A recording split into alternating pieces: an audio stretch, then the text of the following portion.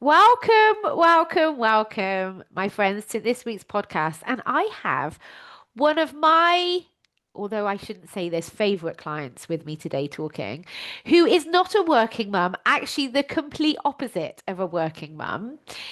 He is a retired naval officer. I'm sure I haven't used the right title. But what's very funny, I have to tell you this before we get going, is that I came onto our call with Richard, my client today, thinking it was a normal coaching call. So off I went into my normal coaching spiel, and Richard, looking a bit confused, said to me, "But Nikki, aren't we doing the podcast interview today?" So that's going to be the theme of our conversation. The reason I've invited Richard particularly to come and talk to me is because I feel so very, very honored, Richard, to have you as a client. Because so many people say to me, "Oh, I'm too old." And they're like in their 40s or their 50s. And you are not that. And your willingness to explore your mind and explore your emotions at 79, I think you were when we met, I just think is the most incredible thing ever. So, do you want to, ladies and gentlemen, I have with me today Richard Hulley. He's a poet. He's an amazing human. Do you want to tell us a little bit about why you started coaching with me, Richard? Yes, okay. Let me start off by saying I'm not a poet. I'm otherwise um, I might disappoint a lot of people. I do verse every now and then, and I try and make people laugh. Um, Okay, noted. and there's this wonderful expression from one of Frank Sinatra's songs where he's in the autumn of his life. And I got to what I thought was the autumn of my life. And I had, to be frank, my mind was a bit of a mess. I thought I had um, feelings of guilt. I had upset feelings about things I'd learned or seen over the years, and I didn't think I'd like to go through the autumn carrying this weight into the next life. And I came across you by accident, um, and it was a sweet thing, really, because I was on this course, an HS course about how to combat type 2 diabetes. Mhm. Not that I was a pre-diabetic, but I was on the course willy-nilly. And someone mentioned your name, and I followed it up, and we did the sugar bit, the six visits on sugar, Uh-huh. Of which incidentally that worked. Although I do cheat a bit every now and then.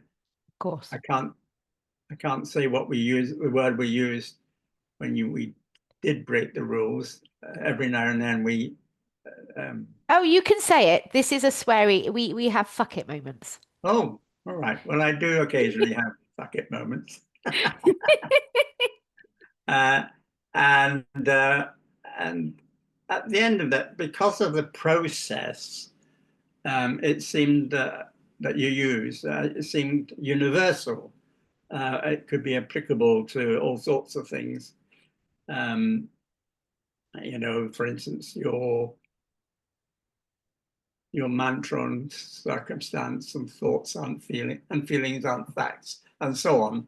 And so I asked about other things, and you said, "Yes, we can do that." And then so we then embarked on a year-long investigation, um, and I just found the process very challenging.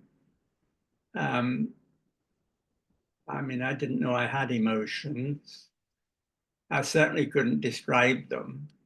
Yeah. Uh, I remember I had about 4 sheets of different emotions, and I didn't recognize any of them applying to me. Um, and you took me through that process from A to Z, talking about the main features of what I considered to be my, want for a better word, hang-ups. Mm. Um, and that was the beginning. Yeah. It was fascinating. And I think one of the two of the we don't need to go into the reasons why, but two of the biggest emotions that I think we looked at, one was guilt Yeah. and in various different scenarios actually. Um, and then the other was we did a lot of work around love, didn't we? And Yes, actually creating love because you were like, what? I couldn't Love? comprehend uh, unconditional love, and it was a major factor in the process, and it took a long time, and it wasn't before the end, week 42, that I actually got there. And it's all applicable now. And that's true about all the things that all your methods, they are applicable in daily life. And I think I follow most of them, and one is happier for it. Um, I think the other thing was that because of your methods, one was able to go way back in time. We even went back to when I was 15 and a half at HMS Ganges, and things that had lodged in my mind then. And here I was 70 odd years later, regurgitating them as factors that are affecting my life today, Yes. then, but not now. And that's the thing, the process. It took the year. I don't think it could have been done in less than that. What else do I think? I think it's the language of the mind and the language of relationships. Uh, not something one is commonly in touch with, Mm. um, especially with the people one associates with who aren't similarly involved. Yeah. But It's not really something we talk about much, really, especially men. no, And I would imagine you're, well, being in the Navy for the length of time that you were, and then business, it's just not really something that men talk about. no, definitely not. Um, and that's, I guess that's because we have a sort of, one's had a sort of Edwardian upbringing. Um, and our fathers were in the war and they didn't talk about it. Mm. Um, and I remember an occasion many years ago, many years ago, going up to visit a friend, and we were just about to enter his house, and he said, by the way, my uncle's there. Don't mention the war. It upsets him. And don't mention the war it had a real meaning in that case. It wasn't a joke. Yes. This Yeah. man was very susceptible to the memories, Yeah. and anything might well trigger a reaction. Yeah. So I'm curious because now we're 3 years down the line. So we coached intensively, didn't we, for a year? Yeah. And then we've been meeting monthly ever since just to keep you on top of your mind management. Because it is, Mm. I do think it's a skill that once you learn, it's a bit like cooking. Once you learn how to cook, you still then have to do it daily in order to have food put in front of you. Um, or you buy in your trays, separate them up and put them in the oven. Could be classed as cooking. Um, but I'm curious, what do you think has been the biggest impact on your life through the coaching? Oh, the biggest. I think a lot of it is key words, isn't it? I think the biggest is boundaries. Um, it's one of the biggest. There's quite a few biggests. Um, boundaries makes you stop and think and say, what do I want out of this? What does this Yes. mean to me? And how can I walk away from this and feel satisfied and happy and not be overtaken by events that I can't change Yeah. or make better? Yeah. And establishing those early on in relationships and with existing ones, again, frees your mind from unnecessary angst. Yeah. And then what has been the impact on your life having done that for yourself? Well, that in particular, or the whole thing? The whole thing, of course, is, you know, I greet the day in a completely different way. Mm. I'm happy. Um, uh, um, and I'm not carrying a huge weight on my shoulders like I was. Whether or not I was showing it, I don't know, but that's the difference. I Yeah. am me now. I am a different person. I'm not someone carrying guilt and shame and all sorts of things and worries that I can do nothing about. That's so incredible. And isn't it fascinating how in your physical environment, other than your two cats, Mm, nothing changed. So your past didn't change, your yeah, current external circumstances didn't change, but the fact that you worked and learnt the skill of changing your mind and managing your emotions fundamentally changed your experience of your life. absolutely. And it's a very happy feeling. And as I say, it's like a huge weight being lifted from your shoulders. Uh, and it also must make me um, outwardly to other people better, because I am definitely much more, I think, much kinder, much more caring, and much more interested in other people and the things that are going on than hitherto. So Yeah. it has um, downstream effects which are very beneficial to not just me, but to other people. Yeah. But also, you have the, you know, if you want to do something, do it, and you make sure one does it, like menu planning and financial thingy bobs and so on, even if they are very tiresome, um, uh, which is all very helpful, which is eases the flow of the daily life. Yeah. That's so good. So are you pleased you made this investment into coaching? Yes, very much so.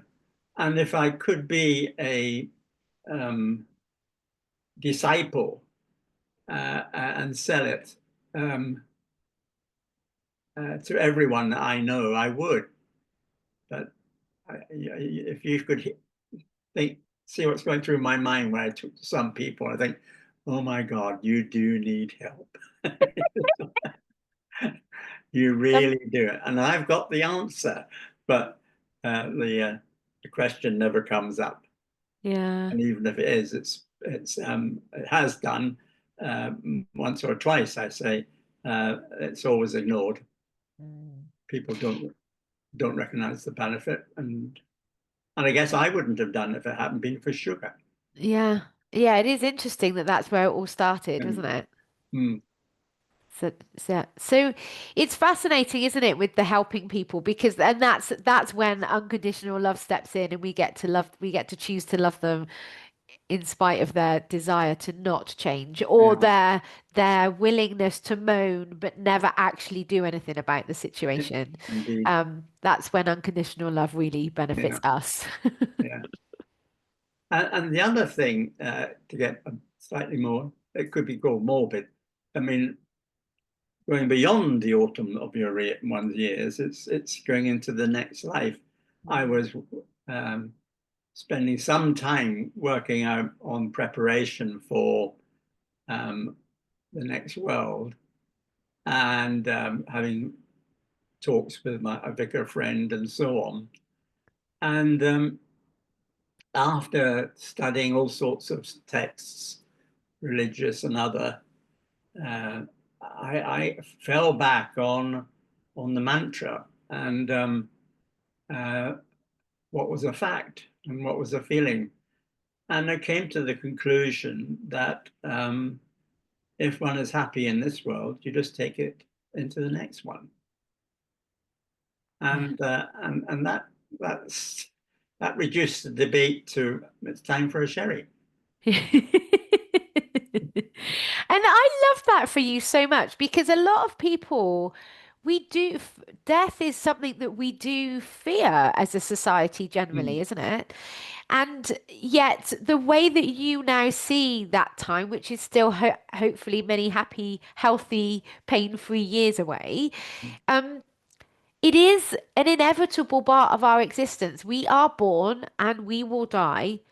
And what we do in between is a choice. Not that everybody realizes they have a choice, but to be able to come to terms with and be content and happy in this life mm, means that you will be content and happy in the next, whatever listeners choose to think the next means, heaven, whatever. indeed. It just calms everything down, I feel. Yeah, it reduces the uncertainty in your Yes. mind. Yeah. Yeah.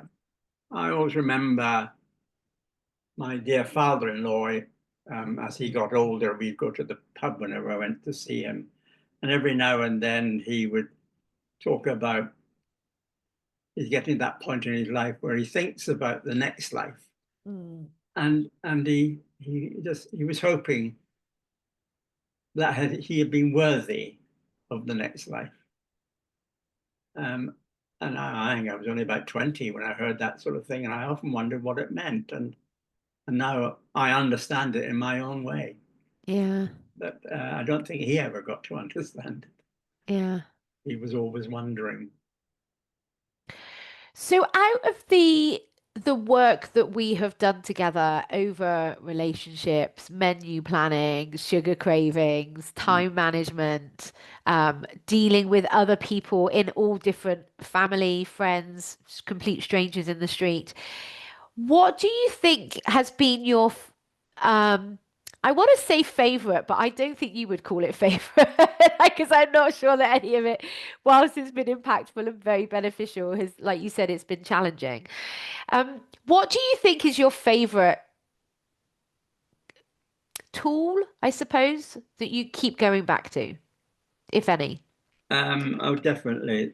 As I've mentioned, I think um, boundaries is definitely one. Manuals as well, um, through the self-coaching section we did. That was good. Um, um, and then bits about one's mind. What was it? The emotional child and the emotional adult. Adult. Yeah. The, there are applications all the time in many of the thoughts that one has. Um, but I think the basic one is the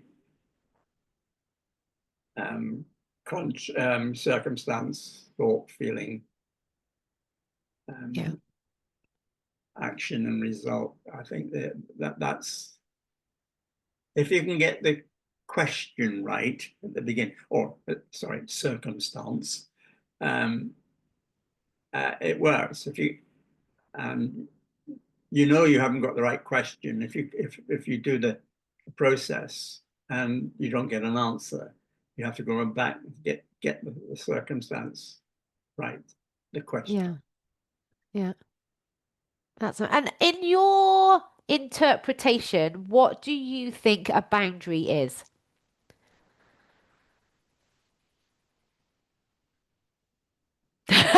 Silence.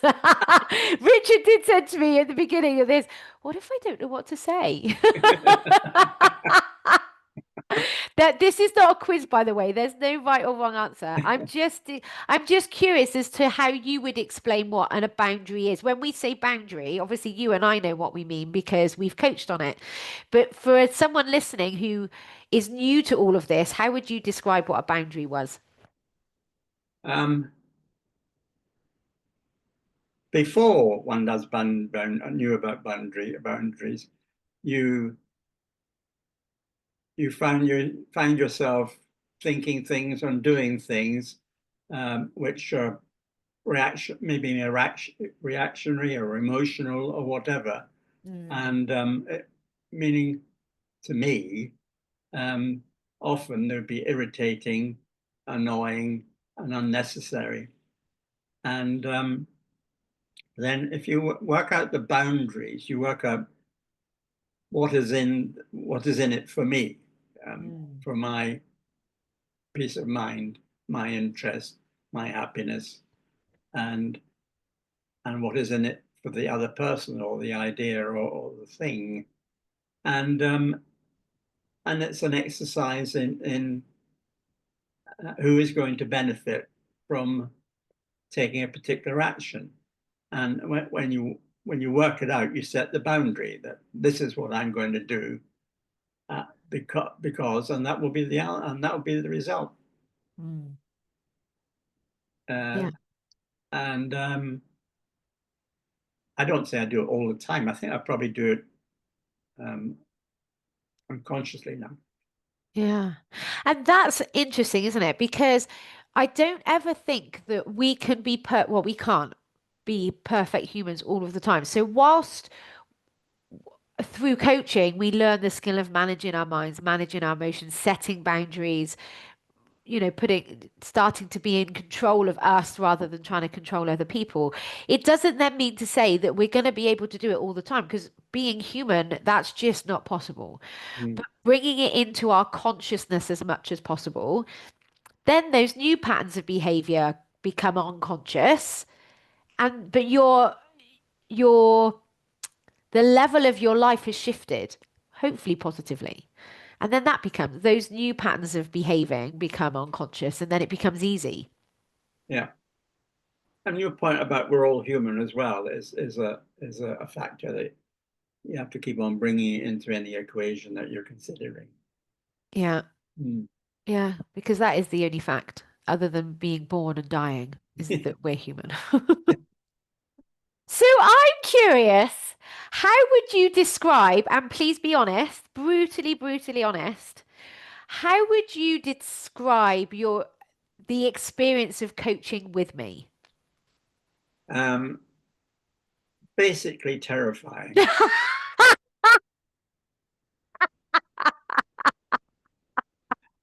And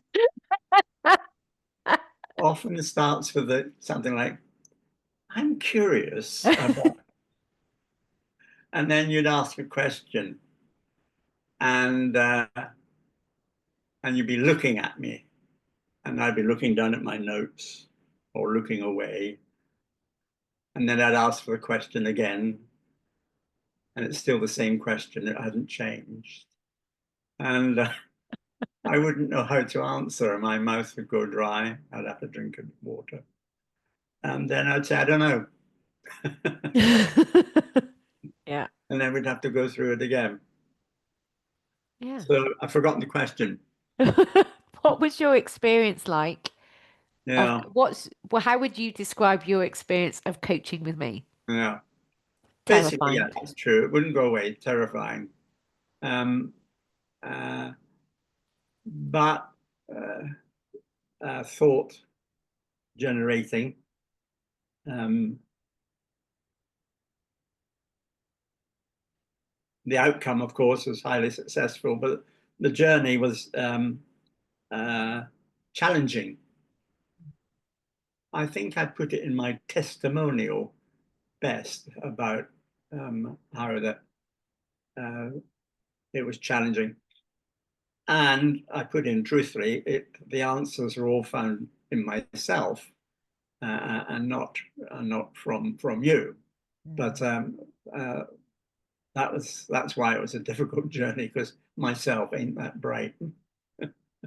Well, you think that, and I think every person thinks that. They're like, oh, well, no, I won't be able to do it because I don't know. And it's just simply not true because we are the expert of ourselves. Mm, yeah, it's well, one certainly didn't know that, Yes. and one must always be wary of believing that entirely. I think um, always be ready for change. Yes. Yes. I think that is key, isn't it? To be able to take on the challenge and to that's a sales pitch, isn't it? Come and coach with me. It's terrifying. Um, you have to want to change, don't you? Yeah, You yeah, have to want to do it. yes. Um, and one of the early hurdles was to get over, what is it, resisting, reacting, and avoiding Mm. uh, hurdles in your mind. You have to free up your mind to be able to find the words to investigate the problem. Yeah. It's very important. Yeah. Um, but it takes time. And And having been on this terrifying, challenging journey, what's the benefits of it? um, well, I think I've said that I'm much, I think, I don't know how many, I'm relieved.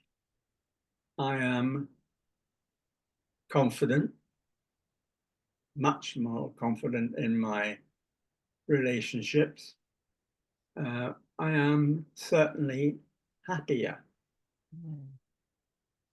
I was always a bit of a raconteur, chatty fellow, but uh, I'm more thoughtful now in what I say. Uh, and in myself, horrible expression, I feel very happy with my life. Yeah. That's incredible, isn't it? Yeah. Um, and but also, I think it's also important not to give up. That's why we continue to meet, Mm. because it's you need to keep being trained to Yeah. stay in touch. Yeah. It's like anything that you're studying. If you don't go back and review and rework things, you forget and you fall back into old ways. Yeah. Yeah. Yeah. That's it. That those little check-in calls are really valuable, aren't they, for Yeah. that? So if someone was listening and they're kind of on the fence about is this what I would need to do, or is this a good investment to make, or they're just a little bit worried about having a conversation with me in case I try and sell them something that isn't suitable, what would you say to them?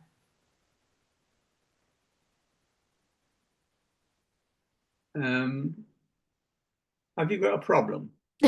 Yes. If you've got a problem and you want to solve that problem, and I know someone who can help you. Yeah. If it's a problem of the mind or a management of yourself, I know someone who can help you overcome that problem. Mm. And would that be me? Let me think.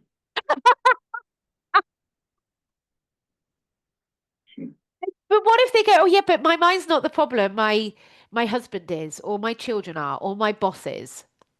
Oh, I just say it's to do with relationships as well. It's your aura. It's all around you. It's everything about you. Yeah. Yeah. Yeah. And it does have to start with you, doesn't it? It does have Oh, to start indeed. with us. Oh, yeah. Yeah. Yeah. Gosh, I know so many people who are desperately in need of help, Yeah. Yeah. and then I know they would benefit. Yeah. What do you think holds them back?